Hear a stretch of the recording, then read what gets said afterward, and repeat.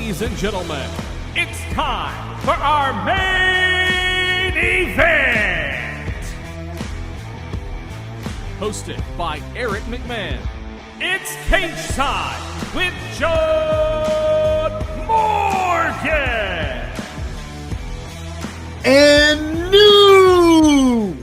What a weekend! Welcome to Cageside with John Morgan. I am your host, Eric McMahon, coming off the heels UFC 280 in Abu Dhabi. We had controversy, we had injury, and we had pure domination. And to help me break it all down, let me bring in the guy who got like literally no sleep the night before via his Twitter because he was so excited. John Morgan, what's up, pal? How you doing? I'm good, man. So true. Yeah, I couldn't get to sleep, man. I was just itching to get to the fights and just had to take a little power nap to get in. It was a 7:30 a.m. start time for the prelims here in Las Vegas for UFC 280. And listen, be honest, prelims were a little bit slow. The card started off a little bit like, oh, no, did we build this thing up too much? But by the time the show was over, man, we had so much to talk about, so many big things that happened, and it really did deliver on all those key points. Listen, the main card lived up to the hype, whether that be through controversy, whether it was through just dynamic action. But I mean, listen, the women's fight, Chikagan, like that was a snooze fest. At that point, I was coming off the prelims. I was like, oh man, did I just waste my Saturday afternoon right here? You know what I mean? Like, but man, when Dariush got in that cage. If he's not, it's six running. I'm like burying the lead here, right? I mean, we need to get into the main event, but now that you say it, like that Dariush fight turned everything around. That was so entertaining. It did. For right there, as you said, Manon Fiorot picked up a big win over Caitlin Chookagian. It was big for her in terms of, her progression in the division, but in terms of like real entertainment value. And as you said, if you'd been tuned in from the very beginning of the prelims, you're sitting there thinking, oh no, what's happening here? But yeah, Beneil Dariush, phenomenal performance against Mateusz Gamrot. That was kind of the one fight that really was flying under the radar, and understandably so. There were so many big fights, but it was a big moment for Beneil Dariush. He's probably got a big fight card or a big fight next for him. But then we got to the top three fights, and as you said, a little bit of everything, right? The controversy, the injury, the phenomenal performance from Islam Makhachev, tapping out Charles Oliveira. I mean, when you submit the all-time submission leader to get your title, I mean, what can they say about you? Islam Makhachev, undisputed, and looks like the real deal, man. Phenomenal performance. He looked better than advertised, and he was advertised as the heir apparent, the next guy, the guy to be better than the guy. He was advertised to be all of that, and he exceeded every expectation. Now, let's just start there in that fight. Then we'll kind of go down the card because we do need to dive into like major controversy in those two other fights before. But Islam Makhachev and Charles Oliveira, I saw this going a lot of ways. But I did not see Oliveira getting subbed in the second round. Like if I were to throw down money, how does this end? I would have come up with 3-4 different scenarios than saying that. I agree. And it's funny because his manager, Ali Abdelaziz, had been singing from the rafters, he's going to submit Charles Oliveira. And I'm like, well, obviously a guy's manager is going to be one of his biggest cheerleaders. And I'm just like, man, I just don't see that happening. And if I'm being perfectly honest, I was favoring Charles Oliveira in this matchup, not because I was taken away from Islam Makhachev. Islam is phenomenal. He deserved to be in this title fight. That's why we were so excited about it. But what I thought was, you know what? Yeah, Islam's going to get some takedowns because, right, Charles doesn't even bother to defend takedowns. He doesn't care if he's on his back. He's cool being on the ground. So I was like, yeah, Islam's going to get some takedowns. He's going to probably get some damage. I thought maybe Islam would win the opening couple rounds, with some damage from the top. But what I thought was Charles Oliveira's submission game would be just a little too crafty, a little bit too slippery. I mean, Charles Oliveira is the most submissions all time in UFC history, and he does them in these wild, scrambles and unexpected positions. Anytime you are in contact with Charles Oliveira, you are in danger of being submitted. And I thought he would be able to catch him, but no. Islam dealt with a couple adverse positions. There were a couple submission attempts that he was able to get out of and then locked in his own arm triangle. And by the way, Eric, how smooth was that? I mean, the takedown, side control, arm triangle setup, squeeze, and the fight's over. I mean, it was just so smooth getting the submission win. And to do it in Abu Dhabi, to do it with Khabib Nurmagomedov. And I mean, what a great celebration too. Immediately gives the belt to Khabib and said, this is this is for you and your dad. You know, you guys invested in me. You made me. I mean, just the whole scene was unbelievable. And we've got a phenomenal UFC lightweight champion now. So you said what a smooth transition into that sub it was. I rewatched it. He had the head and arm while in half guard and used it to pass. And he wasn't in side control more than 2 seconds before Oliveira was tapping. When he got to that position, I said, okay, here's where the fight starts. That's where the fight ended. It was crazy to me. I know. It's so crafty, so good, and it really puts into perspective, because the whole thing coming into this fight, Eric, was like, we knew that Islam was good. We just weren't sure. And I told everybody, I was, look, because a lot of people were using that as a knock on evaluating his skill, saying, yeah, but who has he beat? And I kept telling everybody, hey, you know, it's a fair question to ask. He hasn't fought the elite level. That's the whole thing, is that it wasn't that he fought because, you know, he was ducking people, or he was calling everybody out. He was trying to fight anybody that would fight him in the top. But it was still a valid question because we hadn't seen it. Well, guess what? Now we've seen it. Now we see Charles Oliveira, the run that Charles Oliveira was on, just mowing through people. It was unbelievable. And I mean, mowing through the top guys in the divisions, you know, the Poiriers, the Gaethjes, the Chandlers of the world. And now Islam, okay, dealt with me. I mean, a touch of adversity in the first round. You know, a little bit of a triangle choke was scary for a moment, but not really. I mean, he just dominated Charles Oliveira. You know, unbelievable performance. Hey, he threw his legs up, right? We'll give him that. Yeah, he did have to defend just a tiny bit. So the way I saw this fight going, coming out of that first round, when I said, okay, Oliveira was on his back. He threw up some attempts. He felt Makovic's power early in that first. Mm-hmm. I've seen that first round out of Charles Oliveira no less than 10 times. So I literally thought coming into that second, okay, now we're going to stand in the pocket. We're going to trade. That takedown isn't going to come as easy. If it does, now we're going to get into some wild scrambles. Excuse my language. Holy shit, was I wrong? Because literally, I mean, we have both seen that first round from Charles Oliveira countless times.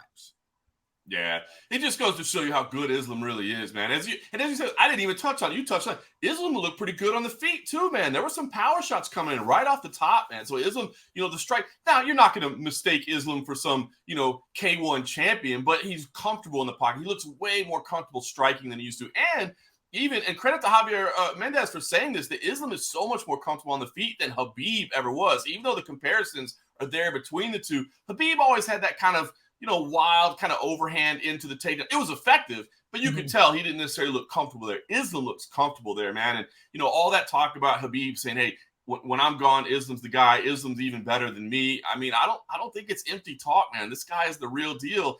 And as you said, just Charles Oliveira, I mean, to dominate a guy like Charles Oliveira the way he did, unbelievable. Unbelievable. I'm glad you brought up the striking and the comparison to Khabib. And this is something that I distinctly remember noting to myself yesterday Saturday, was their stand-up, albeit not as technical. Both of them weren't as, like, Khabib not as technical as maybe Islam was, but the style was the same. Right hand cocked at all times, and I am going to sit directly in the pocket and not avoid this exchange. Absolutely. I mean, you're looking to make those little car crashes, right? Like, what are you afraid? You know, a lot of times the reason people are afraid to sit down on those shots is because they're worried about the issue of being taken down. But the wrestling from both these guys, the grappling, both offensively and defensively, is so good, they're not worried about it. And so it allows them to have that opportunity to sit down on the shots and throw what they throw with power, because they're trying to create those opportunities where they're as close to you as possible. If you want to come to them and shoot on the legs, then they're going to sprawl out on you and they're going to start their grappling from there. And the other thing, too, that I thought was really interesting is a lot of people had really started to note with Charles Oliveira that people were so afraid to go into his guard and to jump on the ground with him that he kind of got what amounted to a standing 8 count, right? With the way a boxer would, where you knock him down and you're not going to go jump on top of him right away. So he kind of gets to clear the cobwebs a little bit, shake it out, and get back up. What did Islam do? Islam dropped him and jumped right on top of him and didn't give him that opportunity to recover. So it's really interesting the way the striking again, you're not going to mistake him for the greatest striker. It's not Israel Adesanya out there on the feet, but what they've done is they've tailored it so effectively within their style of fighting that it makes all the sense in the world with everything they do. And again, Islam looks comfortable out there now. It's not that they're afraid to strike because they've got to get into the grappling opportunity. They use that striking to get into their grappling opportunities. I sent you a text right after that fight, and I said, who is going to beat that guy? Good luck. Good luck with that. Good luck. Because, you look at the guys that are up at the top. I mean, Islam is still that same stylistic nightmare. I'm not going to take away from Justin Gaethje, from Dustin Poirier, from Michael Chandler, all those people that Charles Oliveira ran through to get to the championship level. But I think Islam is a terrible matchup for them as well. So, I mean, we were so excited because this was the one matchup where you're like, oh, man, Islam's been dominant, but Charles Oliveira's submission game is so good that's going to be a problem. And now, he ran through him, for lack of a better word. So, now, saying that, this is mixed martial arts, and that's why we love it, because anything can happen in a fight. But, before we get – I don't want to get too far ahead of ourselves, but I will say this is setting up to look like a guy that could be dominant in the lightweight division for some time. Yeah, as Joe Rogan coined it, the Machida era has begun, which didn't last all too long. So it is the game of mixed martial arts. But something very interesting was said yesterday, and Daniel Cormier brought it up during the broadcast and said Khabib had invested $1 million into his training camp. First of all, what does that even mean? Do you have any insight into this? I mean, obviously they were in Abu Dhabi for what, a month or two prior? Right. Is it just living expenses $1 million? I mean, were they rolling in benzos and what? Like that is an absurd dollar amount to just throw out there. It is an absurd amount of money to put out there. And I was a little bit taken aback when I heard it as well, because I don't know where exactly you would spend. I mean, you are right. I mean, these are some expenses that people don't think about, right? Like, let's say you want a specific training partner because somebody has a great style. You want to bring in a great jiu-jitsu stylist to help you out. Well, you've got to pay to fly that person. You've got to pay them for their time. You've got to feed them. You've got to pay for their housing. And these are things that people don't think about. Now, sometimes, in Las Vegas, for instance, there's a ton of fighters here. So you might not have as many of those expenses because people are already living here, and you're going to have to pay them for their time, but you're not having to pay for the housing and the travel and all that other stuff. But when you reach that highest level where you're talking about championship opportunities, now at that point, you want to bring in specific coaches. You want to bring in specific training partners. You want to bring in, so there is that. And as you said, it's in Abu Dhabi where they spend a lot of time. It's, Dubai and Abu Dhabi is very, very expensive. I mean, it is incredibly expensive over there, but I also know they have the support of the government as well. Like, I can't imagine that they can't make a few phone calls and, the government will willingly say, hey, why don't you work out over here, do this. So I don't know exactly where that $1 million would go. That seems a little extravagant, but I mean, it goes to show you, I guess, the commitment level of what was being done for them to be prepared. So post-fight, they don't let him celebrate for too long before calling their shot. And now when I say they, I mean Khabib Nurmagomedov. He said he's going to go down as the greatest champion of all time. We want to be the pound for pound greatest ever, and we're going to prove it in our next fight. Now, they call out the littler guy, Volkanovski, right? They didn't call out the bigger guy, but I think we kind of touched on this yesterday.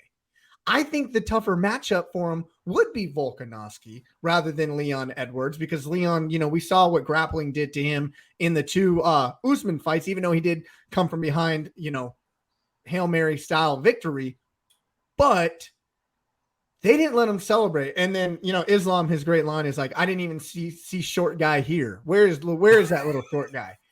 Which is just hysterical because I just see Khabib's smack talk running through my head at the same time. Yeah, it is weird. If you wanted to look at it from the outside, you could say, wait a minute, you just called out the smaller guy. So what are you really doing here? But, Alexander Volkanovski was already planning on moving up a division. He was there as the backup, so he was ready to step in. So, people noted that we're on site, how much bigger he looked at 155. I mean, he used to be a rugby player that walked around at like 215. So, he is shorter. There's no question about that. But he is very thick and muscular and stocky. So, I don't think it's out of line. So, if you wanted to be critical, you could say, well, what are you doing calling out the smaller guy? But as you know, Eric, in the sport, man, the respect for Alexander Volkanovski that everybody has is so high because he's a phenomenal fighter. He's a phenomenal dude. He's just like a great guy as well. And he's the one that's always willing to challenge himself against the toughest. And right now, he is the number one pound for pound fighter in the sport. You go to, the UFC's ranking page, number one pound for pound. So, when he's right there with you, there's already a tie. I think it's a good call out. And I love the fact, too, it's like, and we're going to go to Australia to do it. We're going to go to your backyard and we're going to beat you there. So I like the call out. It sounds like that's the fight that's going to happen. Dana White afterwards said, I guess that's what we're going to do. It seems to make sense. And as you said, no disrespect to Leon Edwards. Leon Edwards is a deserving champion, but he's a champion just starting his reign. He's still got the rematch ahead of him right now. And so if you're thinking about moving up a division, which I truly believe that Islam could absolutely move up to 170 pounds and be effective there as well. I mean, he is a big dude. He does not have easy weight cuts down to 155. So I think he could be, very, very successful at 170, but you still got to let 170 sort itself out right now. You got that rematch coming up.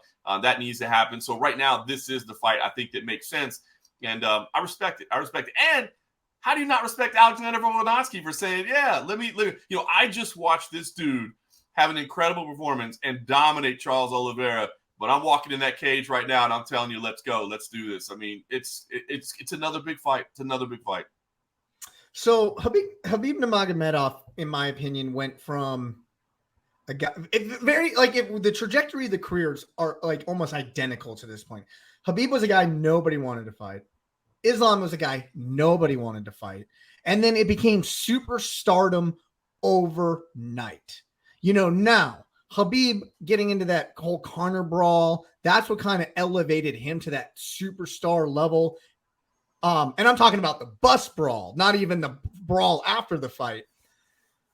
But do you think this is a little bit of Habib saying, like, listen, I got the special sauce of getting you to that superstar level. Right now, I'm not letting you rest on your laurels. We're calling our shot and just garnering that, like, we're the two baddest dudes to ever walk the face of the earth. It was very strategic and superstar level growth, right? 100%. Habib is Habib. Now, credit to Islam as well. Islam has done a great job of learning English. He's engaging. He's doing his interviews completely in English, which I always say, it's not like you're saying that foreign fighters have to speak English. I mean, they have their own native languages, but it just helps. A big portion of the audience is North American. So if you can communicate right there, not have to wait for everything to go through a translator, people can relate to that a little bit better. So Islam, to his credit, he's doing all that, but it's clear that he doesn't have quite the personality that Habib does. I mean, Habib is a little bit better at promoting, and that's an important side of this game. But now he's got Habib in his corner. He's got the legend right there. And I mean, and the great thing about it is, I mean, they have a lifetime of history together. So it's not like some weird, like, why is he championing you right now? Why is he representing you right now? I mean, these guys literally grew up together training under Habib's dad. So, and anything Habib does, man, I've seen it as a website operator. Anything that has Habib Nurmagomedov's name in it, the numbers go through the roof, man. They go sky high. So for Habib to be involved in trying to help promote Islam, it's just a great thing. It's a natural fit, and I think it's going to help kind of shore up some of those things where Islam, while again, he's getting better at promoting and getting better at doing interviews and all those things, he's not as good as Habib at that, but he's got Habib to help him out with it. And he's getting close. Did you see that interview with Daniel Cormier? And he's like, who give this Oliveira black belt? Who give him black belt? Like it was hysterical. It was hysterical. But Charles Oliveira is in like one of the most unique situations I've seen of a former champ. A guy who's, even though he wasn't the champ off of like, was the scale wrong? Wasn't it right? He was the champ. Let's just start there. He was the champ. And now he gets dominated in the fashion he's got dominated. I don't see a path for him right now. I don't. Yeah, that's a great point that you make. And it's crazy to say that because, I mean, we were just looking at Charles Oliveira saying the guy looks unbeatable. But yes, when you have dominant performances like this, it's going to take a couple of wins. When you saw Leon Edwards beat Kamaru Usman, immediately said, oh, we got to see this fight again. We got to run this thing back. I don't hear anybody saying we need to run this back. But I do think Charles Oliveira has the ability to go on another run like that. He is dangerous. This is going to be a psychological test for him, and he was saying the right things afterwards. He said, look, I've been knocked down in life. I've struggled. I came from nothing, and I picked myself up, and I got there. I'll pick myself up from this, and I'll be back, and I'll challenge for this belt again. I think personally, and I saw a lot of people saying it's not, my opinion alone, but I think it makes all sense in the world. Charles Oliveira versus Beneil Dariush, it's right there. I mean, those two guys are at the very top of the rankings. They just fought on the same card. Beneil Beneil is deserving. I mean, he fought down because he was willing to take a fight and stay busy against a very dangerous opponent. He deserves a kind of number one contender type fight. Maybe you could do it in Brazil in January if they can turn around fast enough. I don't know. But you're right. It's Charles Oliveira is going to need a couple of big wins before people are talking about wanting to see this fight again. It was so thorough of a performance, and that's that. Take away nothing from Charles Oliveira, man. The run that he had, everything that he did. And as you said, to me, he was the champion coming into this fight. But you're right. I don't think a lot of people will be clamoring to see this again anytime soon unless Charles gets a couple of big results against some top contenders. Totally agree. Move on to the co-main event. Now, this, I listen, I'm going to have to temper myself right now. Everything about this just pissed me off. It really just did. I felt cheated as a fan. And literally it puts a stain on a guy who I think is clearly the best bantamweight in the world. Like, no, hands down. It puts a stain on Aljamain Sterling, whatever happened in this fight. He was in, after knowing everything, he was in a no-win situation here. And yes, he utterly dominated TJ Dillashaw and set the stage. I'm already ranting. Set the stage for us. Yeah, it's really interesting, right? So as it turns out, all the trash talk, all the buildup, all the reach, TJ Dillashaw comes in there, and early on, we see a takedown attempt from Aljamain Sterling, and TJ Dillashaw posts back with his left arm, and immediately you could see there's a shoulder issue. Now you see him moving around, and he can't move it whatsoever. And you're like, oh gosh, what happened? But injuries like that do happen. But this post wasn't a violent post. I mean, people that are really into grappling understand. I'm sorry to cut you off. It came dislocated off of just extending his arms. It wasn't even when it hit the ground. You're right about that. You're absolutely right. It was really just reaching back, and it already came out. I was going to say, we see this when you're taught in grappling, when you're being slammed in the back, don't post your arm like that because you do have the possibility of breaking. But you're right. It slipped out before it even touched the ground. So anyway, he tries to fight through. You could see it in the opening round. TJ Dillashaw is hurting. He's in invisible pain. He's wincing. To his credit, he kept battling through it, got back to the stool at the end of round one, survived that first round. And, team kind of massaged it back into place, and it looked like, okay, maybe he's all right. Maybe we're going to get. And then he comes out in round two, and it's immediately out of socket again, dislocated shoulder again. And ultimately, he's dominated by Aljamain. So he's fighting with one arm. And Aljamain, lands enough strikes that he gets the TKO win. Mark Goddard is on top of it the whole time. He's saying, I got to see that shoulder. Show me you can move it. Show me you can work. But ultimately, the injury caused this to not be a fight, unfortunately. You know what I mean? And you're right, because it stains everything. It's such a weird situation there because you're right. First of all, Aljamain Sterling gets so doubted all the time anyway, and this isn't going to help him erase that doubt because people are just saying, he beat a wounded guy, and it took him a while to beat a wounded guy. That wounded guy survived in there with him.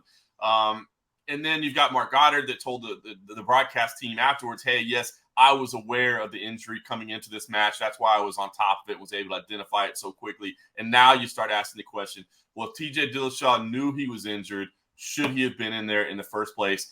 And I hear what you're saying. And it all comes down to what position you're looking at this from, right? Because if you're TJ Dillashaw, I think you're saying, I had to get in there. This was my shot. I don't know when I'm getting another title fight. I thought it would be okay. But as a fan, we were robbed of a fight. I saw a lot of people that had money on TJ Dillashaw that actually lost money that they had wagered. And they were like, how am I allowed to wager on somebody who is going in there at far less than 100% that you really can't even fight? You can't fight a mixed martial arts fight with one working arm, So a lot of questions about how this happened, why it happened, should it have been prevented?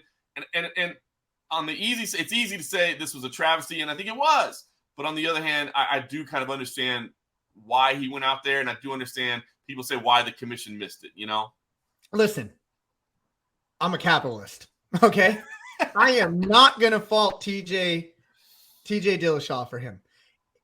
From a 30,000-foot perspective, I tried to put myself in TJ Dillashaw's shoes. I'm in the twilight of my career. I'm coming off the scandal of all scandals. One bad showing, I'm out. When am I ever going to get another payday like this ever again? Damn my shoulder. I will go out there and I will be willing to say that I didn't. I'm not saying he fixed the fight by any means, so do not misconstrue this. I am willing to get my ass kicked and make this cheese. And you know what? And hope, not expect, and hope that I can come out as a new champion and get lucky. That's how I think TJ Dillashaw. Truth be told, if I was in TJ Dillashaw's shoes, I would have done the same exact thing. So I put no fault on him there. You can't. And that's the fighter's mindset. The fighter is going in there saying, I think it'll be okay. I know I'm not at 100%, but I think I'm good enough to win this fight. I think I can still do this. So you can't fault him, but maybe you fault the people around him that didn't step in and get in his head and say, bro, you can't do this. But again, you touched on it from his perspective. Is he guaranteed that if he doesn't step in there, he gets another title shot down the line? Like, no, you're not guaranteed anything. So that's just such a crap. That's what makes the whole situation so crappy, right? So, there's all these questions. Should TJ have gotten in there? Well, we just explained. If you're TJ Dillashaw, you're getting in there. You need to get paid. You set out for years of your life. You lost some of your prime. You need to get money so that you support your family. So you understand why he's in there. Now you go, okay, well, if Mark Goddard knew about the injury, should he or the rest of the commission allow the guy to fight? And I saw a lot of people say that, like, hey, how did he pass the pre-fight medicals if he had this injury? But let's be honest. A shoulder, unless it's immediately dislocated, all they're looking for is, hey, do you have range of motion? Are you good? And if you do that, it's you're going to be okay. He didn't disclose the fact that he had this injury. Apparently he told Mark Goddard that he did have the shoulder injury, but we don't know exactly what was said. Did he say, hey, my shoulder might bother me a little bit, just something to keep an eye? I don't know exactly what was said. But I will say, TJ said in the post-fight that he goes, and I told the ref, if it comes out, don't stop it. I'll be able to put it back in. And that to me is different than saying, like if somebody discloses to Mark Goddard, like, hey, FYI, my leg is broken. I think I can stand on it, but my leg is broken. I think Mark has a responsibility to go to the commission and be like, guys, I don't know how this guy got through, but he's got a broken leg. We cannot let this man fight on a broken leg. But with that being said, exactly, hey, the shoulder might come out, but it's okay. Don't worry. I think that's different, So I understand why Mark said, let the guy fight. We'll monitor it. And Mark did, to his credit. As soon as he saw it, he's like, TJ, I need you to show me that the arm will work. I need you to show me that the arm will work. And he was trying. He was doing his best. So I understand why that happened. It's just, that's what I'm saying. Like, it's such a weird situation because I understand every step of the way how this happened, why it happened, why people made the decisions that they made.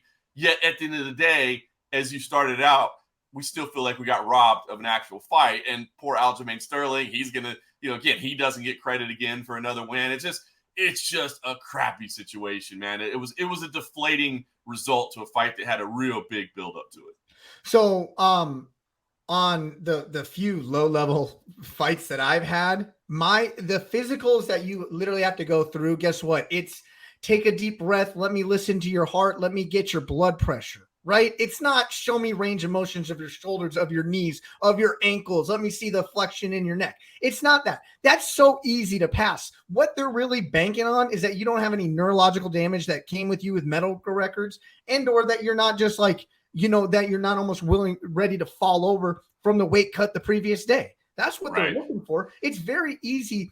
And so I put none of this on Mark Goddard, and any of those internet trolls that are out there giving him a bunch of crap literally have no concept of this sport. Where it really comes down to is TJ being he really did, and to his credit, he admitted it. He robbed the other people in the division of their chance. He owned up to it. But as a family man myself, my family comes first and foremost. I know exactly why he did it. It doesn't make me happy that he did it, but I know why. And I don't disagree.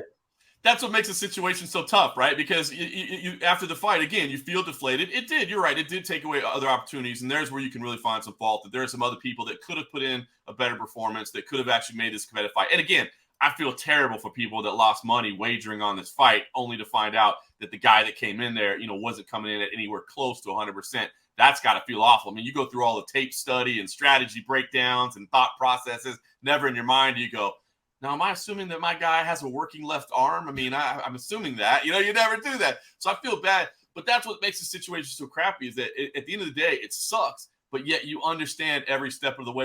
And the most I've ever seen, and listen, I've been around every commission in the country. Obviously, overseas, the UFC has helped me. I have seen, like, maybe guys have to do some push-ups just to show that they can do it. But that, you're right, that's about it. And I'm sure he could have done a push-up or two, But that it just makes it so hard because you want to be like, how did this happen? How do we make sure it never happens again? But you understand every step of the way of why decisions were made and how it happens. And it's like, damn, should TJ have disclosed it? Maybe, but like, how much time did he lose? Now, And then you go, well, I feel sorry for the guy because he lost 2 years of his life. Well, he lost 2 years of his life worth of income because of a poor decision he made to use EPO, and he got caught cheating. So now you go, well, do I really feel sorry for the guy? I still do. He's got to pay for his bills. We all know what that's like. So it's just, that's why I said the whole situation just sucks, because you just walk out of it and you go, man, like, But let's put a rubber stamp on Aljamain as the man at that weight class. But there is a man waiting in the background who never lost the strap, who gave up the strap to go into retirement really as a negotiating ploy, let's be honest with. And that man is Triple C, Henry Cejudo, from my hometown in Phoenix, Arizona. This seems like the fight to make. Dana White says it's the fight to make. Now, let's be honest, Cejudo looks like he's got a couple of LBs to drop to get there. But, man, you want to talk about an Olympic gold medalist and the human backpack, both with good striking as well? What's to make of this? Is that the next fight that is going to happen? And if so, when?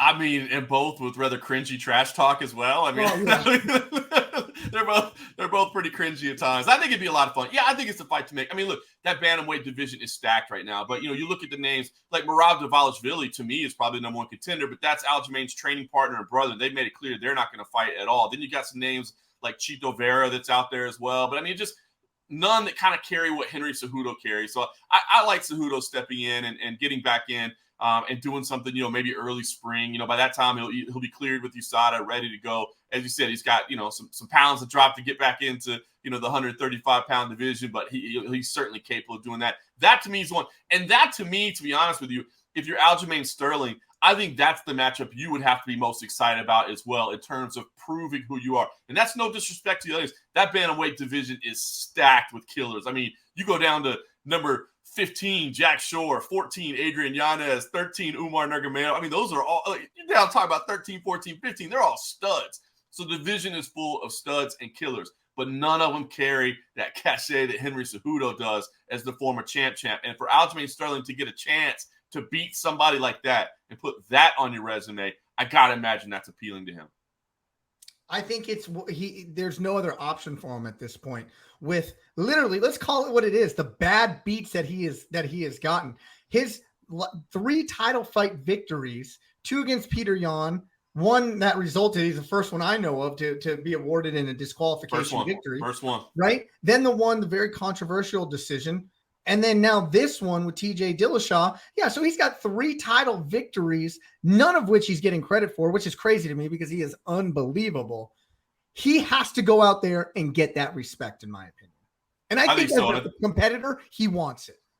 I agree. I think he definitely does. And he's not afraid to take on anybody. I mean, Aljamain is brimming with confidence right now and believes he's the best bantamweight in the world. He's proven it. I mean, he is a deserving champion. All you can do is fight the matchups that are put in front of you. It's not as if Aljamain Sterling has been ducking people or trying to bring them. Give me the biggest fight you have. Give me the toughest fight you have. Obviously the Peter Yan thing, people didn't like the way that he won the belt, and I understand that, but the rules are the rules. He got illegally kneed and couldn't continue. It's not his fault that they handed him the belt. You remember when he got the belt, he initially threw it down, and they picked it up and brought it back to him. Nobody wants to win a belt like that.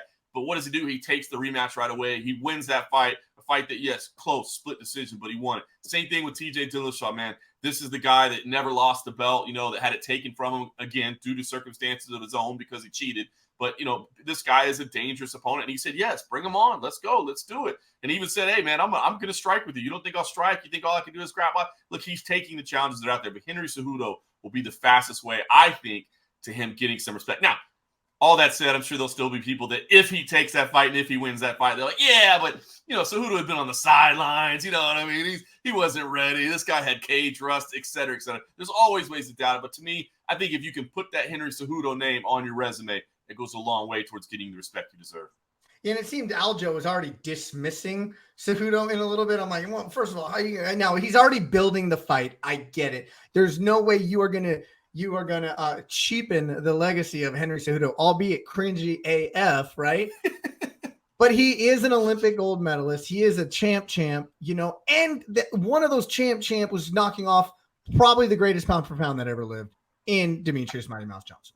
Absolutely. You can't take away from the rest. Henry Cejudo is, people do kind of try to dismiss him and write him off because of the cringiness of his buildup. But, you talk to him behind the scenes, he understands exactly what he's doing. He's just trying to bring some flavor to the game. He's like, what kind of guts it takes for me to get out there with some props and putting people's faces on pillows and pulling snakes out of. I mean, he's like, dude, I know I'm putting myself out there for the world, but he's just trying to bring attention to those matchups, man, to sell those matchups, to get people interested. Even if it's because people want to see, the king of cringe get his ass kicked, at least they want to tune in and watch the fight. He knows exactly what he's doing. But when you take away an Olympic gold medal, I mean, that's unbelievable. I mean, when you I don't care what sport you're talking about, but especially in a combat sport where it's mano a mano, just you against the world, against the absolute best in the world, you cannot take away what that gold medal means. And then to come in champ status in the UFC as well, I mean, can't take away from the resume. I hope this is the fight that comes together. And again, that's no disrespect to anybody else in that bantamweight division because there's a ton of other great contenders out there. Cheeto Vera is right up there at the top as well. Dorito Cheeto. I mean, come on. That's again, Aljamain brings that cringe too. That's why it would be the king of cringe matchup between these two. You know what? Actually, all of his other ones, but when he said Dorito Cheeto Vera, like that actually made me pop, man. I started laughing, and I'm like, he obviously rehearsed this going into the post fight, but I really hope we see that Cejudo Aljo fight. But somebody who we can't dismiss the accolades either was in that fight right before that. Everybody said, we said styles make fights. But is this too much of a jump for the Sugar Show? I don't care what you think of the decision. I have my thoughts on it. We will get into it. But Sean O'Malley is here to stay. He is a force in this division, and he should be here for a long, long time. He belongs. You nailed it. That's the takeaway from this. All right. We could talk about the judging. You could talk about the decision. Controversial to say the least. But one thing you have to realize is that Sean O'Malley gave Peter Yan everything he could ask for and more. That was the fight of the night. It was unbelievable. Sean O'Malley himself said, man, I got taken to places I've never had to go before. I had to dig deep within myself. And he did it. So there are no questions anymore. If you want to say you think Peter Yan won this fight, I won't argue that with you. Okay. I understand. It was a very, very close fight. I can see it going either way. I think more so than most people can. I thought it was a lot closer than I think a lot of people want to say. But what you cannot walk away from thinking anymore is that Sean O'Malley does not deserve to be at the top of this division. He is. He's one of the elite, just like everybody else. Does that mean he's going to beat everybody in the division? No. But does he mean that he deserves to be in there with absolutely anybody on that list? 1,000,000%. Sean O'Malley showed he's not just flash, he's substance as well. I was utterly impressed with O'Malley. Let's be honest. I was utterly impressed with Peter Yan as well. I mean, that fight was amazing. Both of them absorbed huge shot, but I am here to put you on the spot because your name is on the marquee of this show. Who won that fight? I thought Peter Yan won the fight. I did, but I thought round one was close. So this is what I've been saying is I did score it for Peter Yan, but I remember at the conclusion of round one, I'm going, both had their moments. But and as you said, Peter Yan, I think, showed himself too, right? Because Sean O'Malley tagged him a couple times, really hurt. And then Yan would come back and land that big left hand, kind of offbeat counters. I mean, it looked solid. But at the end of round one, I was like, oh, man, that's a close one. I'm going to go with Yan. So, I mean, so to me to have that pause that I'm not 100% sure, to me means that's a close round that could go either way. I thought round two was a Peter Yan round. I thought round three was a Sean O'Malley round. So now at that point, I'm 1-1 with round one deciding it. I lean towards Peter Yan, but I also said that, man, I had pause and wasn't 100% sure about that. So I don't have as much of an issue with the decision as a lot of people do. I know that in terms of judging, I mean, obviously as an official yourself, I mean, probably if people don't know, it's one of the fighters or one of the judges, I should say, that gave it to Sean O'Malley. And he's one of the most knowledgeable, passionate judges that I've ever met in terms of, educating and being willing to talk about criteria and scoring. And he had it for Sean O'Malley. So I think it was a closer bout than a lot of people want to say.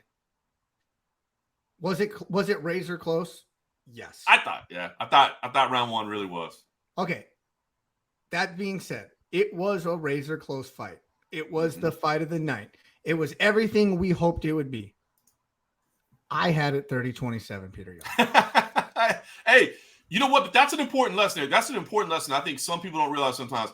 You can have a score that's 30-27. You can have a score that's 50-45 in a championship fight, and it still be a razor-thin fight. Because if you're talking about rounds that are decided by 1 or 2 strikes, 1 or 2 moments, then you can give somebody every single round, and it still be a close fight. And I think that's an important thing to clear up sometimes. When people say, oh, 30-27, pretty one-sided, huh? No, 30-27 doesn't have to mean it was a one-sided fight. So I think that's a great example of a time where you could give one guy all 3 rounds and yet still say it was a very, very close fight.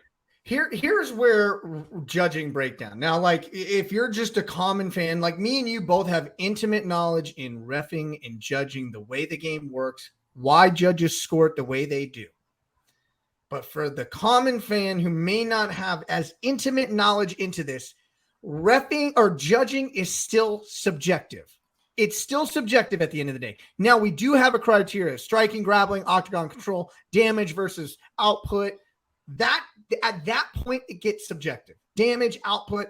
And so for me, when I'm judging a fight, now, granted, I'm a brown belt in jiu-jitsu. I compete in grappling tournaments. I did fight. I wasn't a great striker, competent enough, I guess, but I needed to get the fight to the ground. That's where I needed to get it.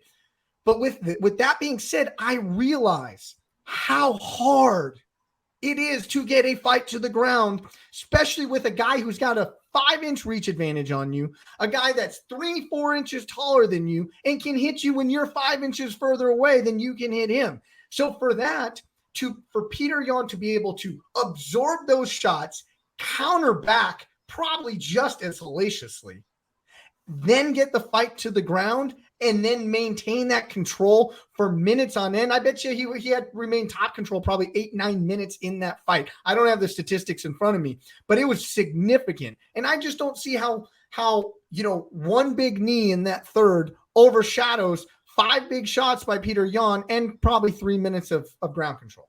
I don't see it. It's funny. I did pull up the stats just now as we were talking about, because I want to have exactly. It was 1 minute and 52 seconds he was credited with control time in the third round, 2 minutes and 42 in the second round, and even 1 minute and 10 in the third. Now the slight striking advantage in terms of numbers did go to Sean O'Malley in rounds 1 and round 3, but again, the stats, that's not how things are scored. As you said, very subjective. And the judges will tell you is when they educate. I can land 10 little, light jabs. I have 10. You land 1 big right hand that rocks me. I technically have outstruck you 10-1, but you just won that round because the one shot you landed hurt me and did more damage to me to win the fight. So it is still subjective, which is a little bit frustrating at times. I think, people hate to hear that. I wish there was more opportunity for judges and officials to discuss their scorecards or to discuss what they thought of. I've mentioned in the past maybe having a pool official that comes and talks to the media afterwards, because again, it is tough. I mean, not every official is going to be comfortable going in front of 100 cameras and answering questions from the media. That's not what they're trained to do. That's not what they're used to doing. So I get it. Not everybody's gonna be comfortable, but sometimes I just wish we had more clarity into understanding what the decision was based on, because then it's real easy to just discount it.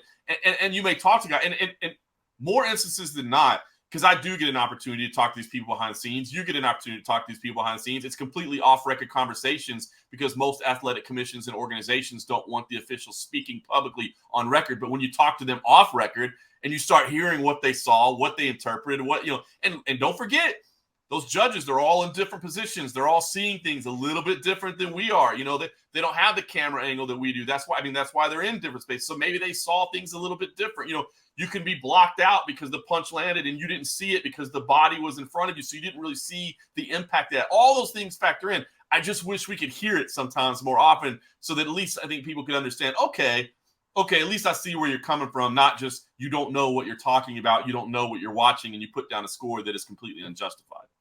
One of our mutual friends, Jeff Mullins, he's the deputy commissioner for the Nevada State Athletic Department. And basically what that means is he is the second biggest athletic commissioner in the entire world, right? It's the main commissioner for Nevada, then him, right? So he's a big deal in this world. He's from Memphis, Tennessee. My wife and his daughter actually grew up together. They're friends. I've known Jeff for a long time. He was kind of running the show, the commission out here when I got my start into fighting, judging, and reffing. When I started judging, if there was a decision that he did not agree on and he was the commission on site that night, he used to come up in the moment and say, Eric, why did you do this? And I would have to explain myself. And I would have to say, I scored it this way because of X, Y, Z. And what he was really doing is making sure I had the recall of what happened. I wasn't being emotional about the last 30 seconds, but he was forcing me, to your point, talk about why I did it and not just hide in the bushes. And I do agree with you. That needs to happen because, one, it made me a better ref, it made me a better judge, and it made me account for potentially harming somebody's career, their title chances. Now, I'm not going to go up in arms about this decision because it was razor close. I did give it to Peter 3 rounds to none, but the argument can be made, and as long as the argument's made, listen, I'm not going to stand on a mountaintop and scream that somebody ruined their career like a lot of these Twitter trolls are doing. Yeah, absolutely. And you just have to realize sometimes there are just things as close decisions. There are just, fights that can go either way. But to your point, and Jeff Mullen's phenomenal asset. Obviously, I get to see him doing a lot of work out here in Nevada. But, those conversations, I wish they could be had. And whether it be an executive director, whether it be, some other representative of the commission, would just love to hear at the end of the fight, hey, sir, we thought that fight was a little bit controversial. What did the judges see? Well, Mr. Morgan, I actually spoke to the official that was involved in that, and he weighed in that first round the striking of Sean O'Malley. He felt that there was more significant impact and immediate damage based on those particular blows. Or, then you go, okay, well, at least I see what you're doing. I may still disagree with you, but at least I know, okay, hold on. As you just said, okay, so you were interpreting the criteria correctly. You do know exactly what you're observing, and this was the reason for your decision. I think that would make it a little bit more digestible for everybody involved to at least go, okay, hold on. The guy knows exactly what he's watching. The guy knows exactly what the criteria was, and here's the decision he made and why he did it. I think that would make it a little bit more digestible. I don't know that we'll ever get there. I know that it would be difficult. I know that in a lot of ways you probably think it would cause more problems than not. But I just always think transparency is good, man. When people can actually see the process, they can understand what's going on. I think it makes it a little bit more palatable and a little bit more understandable. And okay, hold on. These guys and gals do know exactly what they're doing. And truth be told, I don't know why it's not happening because we're publishing their scorecards at this time. So right. If we're publishing their scorecards, then why can't they speak for themselves? But it is the commission protecting them. I understand, but it should be happening. And there's a lot of discussion about open scoring. I actually don't agree with open scoring. A lot of people think we should have open scoring. I think an open scoring is going to make for a tremendously boring third round. Yeah, I tend to agree with that as well. I'm not a fan of open scoring either. And also, and this is a silly thing, but it will completely go away. That moment where they're lined up and you're like, Bruce Buffer is, here's the scores for the no, you know what I mean? Just that moment, it sounds dumb, but when you're talking about this as an entertainment package, which is what it is, I mean, it would take away from that. But so I'm not a big proponent for open scoring either. I do understand the arguments for it. But again, like you said, we're publishing the scorecards. I would love to just see, just a little note in each round. Why? You know what I mean? The takedowns, the big damage early. Not a lot. Even if it was just like a little note where the judge is like, this is what I favored and why I lean that way. It's just something like that. I'm DMing Jeff Mullins after this show, and I'm going to say, John Morgan demands notes because honestly, I think, listen, I've taken notes by myself a lot of times when I take little notes. A lot of the judge do. A lot of the high-level judges, especially, they'll have a little notepad there, and it's good. Anthony Manis, another big judge from this area. I'm sure you've heard of that name before, Anthony Manis. He actually told me that one time. He said, keep yourself little notes. Like nobody does it. Okay, I'm going to do it, right? And a lot of times I then have to refer back to it, and I say, I'm not going to judge the last 10 seconds. I'm going to judge the entire round. Listen, I don't do it anymore now that I've left where I used to work, but I used to do the play-by-play. You see over at MMA Junkie, they'll have play-by-plays for people that aren't able to be at the fights or aren't able to watch it. You can pull it up, and you get this round by round. And there were a lot of times at the end of the round before I'd give my score, I'd glance back at the play-by-play, just remembering, okay, hold on, what happened? Okay, yeah, no, I did. And I was basically looking at my notes that I had just created. I think it's totally understandable. Just a little, even if you just had red, blue, and then underneath you're like, oh, big hit, big shot, whatever. Just a little reminder to make sure, because again, recency bias is a real thing too, man. I mean, it's a real thing with humans. what you see, people say, oh, you can steal it from the judges, and you can't really, but sometimes you can, because that thing that you saw last is what you remember the strongest and remember most, which for me is one reason I'm not a big fan of the whole fight scoring that some organizations do, one championship, for instance, just because I think how do you weigh what happens in round 1 with what happens in round 5? Like, as a human being, how do you do that? Really, really tough to do. But yeah, I think the more we can do to just get people to understand and to get people to see and look, also to hold the people accountable. I know the athletic commissions are holding the judges accountable, but be willing to put it out there. So again, they're being protected, and I get it why too, because these judges don't make a ton of money. As you well know, you're not getting rich being a mixed martial arts official, and the public scrutiny that you get is not fun. I mean, the online people, it's a bit of a nightmare. So there's arguments against it too, but I just feel like the more transparency you can offer in there, the better for everybody involved. I wish I can say I've never been challenged to fight in a parking lot after a bad decision or a questionable, where they think it's a questionable call as a ref or a judge I've made. Trust me, it's happened, and it's happened more than once, and I'm sure it'll happen again in the future. But you know what I do? Put my head down and just walk away. Maybe that's age and wisdom at this point, right? That's it. So, all that being said, are we ready to take a breath yet? Probably not, because what do we got coming up this weekend? We got UFC, we got Bellator, Anderson Silva, Jake Paul. It's going down. Man, what a great few weeks in MMA. And listen, Saturday is going to be nuts. I mean, it is. It always feels, when you look at the fight night shows, obviously, especially coming off a blockbuster pay-per-view, it always feels like a little bit of a step down. And it is. I mean, it's a great main event. Calvin Kattar versus Arnold Allen in the UFC. I'll be at that at the UFC Apex on Saturday. It's a phenomenal main event. You've got some other big names on there as well. There's some good fights to be had, but it's always going to feel like more striking of Khalil Roundtree. Oh, that guy's a stud, man. I mean, they're so great. Andre Arlovski's come on, man. The legend is there. But it's always going to be a step down from the big pay-per-view. There's no doubt about that. Meanwhile, with Bellator, it's a European card, right? So it's got a real European flavor. It's over in Italy. Good thing is it's a little bit earlier in the day. So if you got some Saturday afternoon action, you can watch some Bellator in the afternoon. You can switch to the UFC at night. So it's going to be a great Saturday. It's going to be a lot of MMA happening. But I'm going to be honest with you.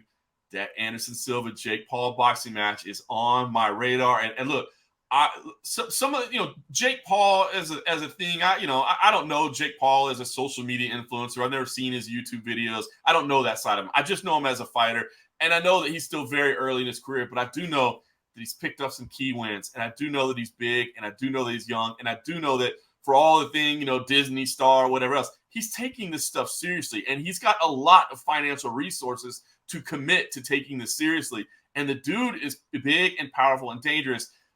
And Anderson Silva is 47 years old. He's still the GOAT. He's the spider. He's unbelievable. But look, this matchup has me intrigued. Some of Jake Paul's matchups, I've been like, whatever. I mean, just tell me how it goes. This one, they're going to have my $50 and I'll have it pulled up and I'll be watching it, man. I'm intrigued by this one because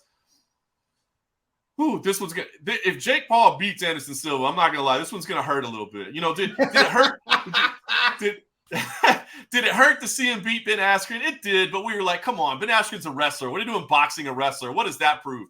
Did it hurt to see him beat Tyron Woodley? It did. That's a former UFC champion, but again, a guy that was kind of, in later stages of his career wasn't throwing a lot of punches. Even though he may be one of the great welterweight champs, he is not to the prestige level of acclaimed and just like revered as Anderson Silva. You're right. It's going to hurt my heart, but you can't discredit power. Jake I know. Paul has power, and I'm sick and tired of people hating on the guy because of jealousy, because they don't like him. You can't discount skill and power. He's got them both. Call it what you want, but Anderson Silva, man, for all of us, man, let's do it.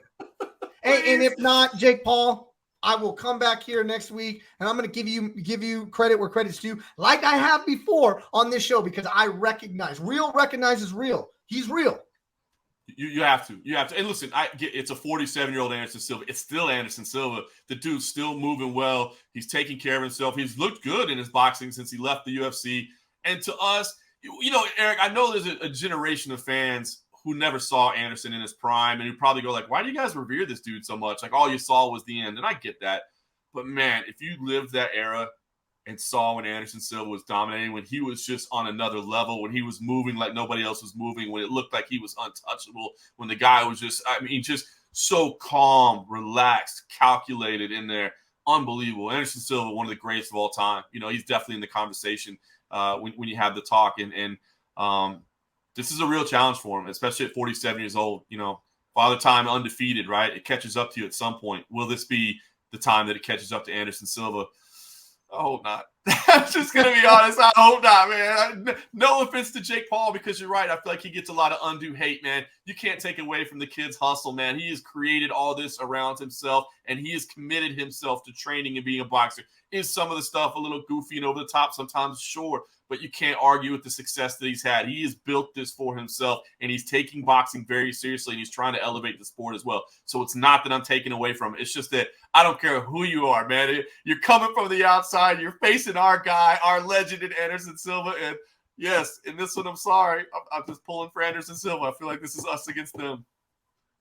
You can follow him, John Morgan _MMA. You can follow me, E_Mac Life. If you want to go back, check out any of our past episodes, it's in the archives. Watch us, youtube.com. Watch us, grindcitymedia.com. You can listen to us on Apple Podcasts, Spotify, or wherever you get your streaming.